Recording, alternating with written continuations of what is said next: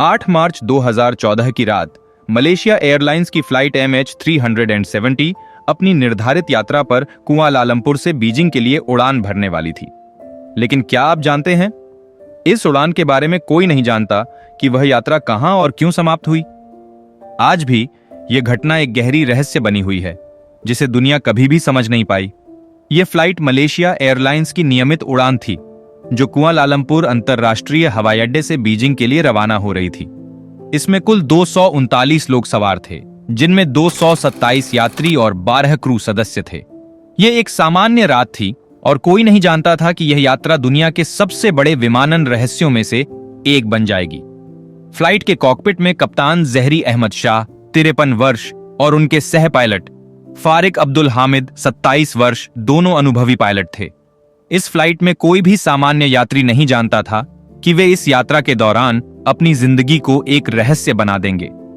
Flight MH345 की उड़ान रात 12:41 पर शुरू हुई।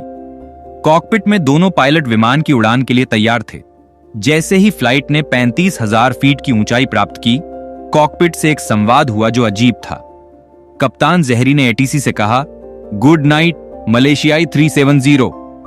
यह उनके अंतिम शब्द थे। इसके बाद उन्होंने एक ऐसा कदम उठाया जिसे कोई नहीं समझ सका। कुछ ही मिनटों में फ्लाइट का ट्रांसपॉन्डर बंद कर दिया गया, जिससे यह विमान रडार पर दिखाई देना बंद हो गया। अब विमान पूरी तरह से अदृश्य हो गया। साथ ही ACARS सिस्टम भी बंद कर दिया गया, जिससे विमान की स्थिति और अन्य महत्वपूर्ण डेटा भेजना भी बंद हो गया। क्या यह एक सामान्य तकनीकी खराबी थी, या फिर यह एक जानबूझकर किया गया कदम था? और अगर यह जानबूझकर था, तो क्यों? फ्लाइट का अगला कदम और भी रहस्यमय था। वियतनामी एयर ट्रैफिक कंट्रोल के साथ आखिरी संवाद के बाद विमान ने अपनी दिशा बदल दी और इंडियन ओशन की ओर बढ़ने लगा। किसी को यह समझ नहीं आया कि एक सामान्य व्यावसायिक उड़ान एक सामान्य रास्ते से हटकर एक अज्ञात दिशा की ओर क्यों बढ़ रही थी। फ्लाइट के ट्रांसपॉन्डर और SCRS सिस्टम को बंद करने के बाद कप्तान जहरी ने विमान को इतनी गहराई में ले लिया कि वह विमान राडार से बाहर निकल गया। 2:20 तक फ्लाइट MH300 का पता पूरी दुनिया से खो चुका था। लेकिन यह सब सवाल उठाता है कि क्या यह एक आत्महत्या या विमान का अपहरण था? क्या कप्तान जहरी ने जानबूझकर अपनी जिंदगी को और अन्य यात्रियों की जिंदगी को जोखिम में डाला? विमान के गायब होने के बाद कई देशों ने मिलकर खोज अभियान शुरू किया। इंडियन ओशन के विशाल जल क्षेत्र में विमान के अवशेषों के लिए लगातार खोज की गई। 2015 में एक फ्लैपरॉन विमान का पंख का हिस्सा रियूनियन आइलैंड पर मिला, जो 10,000 किलोमीटर से ज्यादा दूर था। यह सिर्फ एक छोटा सा सुराग था, लेकिन इसने साबित किया कि विमान उसी इलाके में था। फ्लाइट MH380 के बारे में दुनिया भर में कई थ्योरियां और अटकलें लगाई गईं। क्या यह एक तकनीकी खराबी थी, या फिर यह एक आतंकवादी हमला था?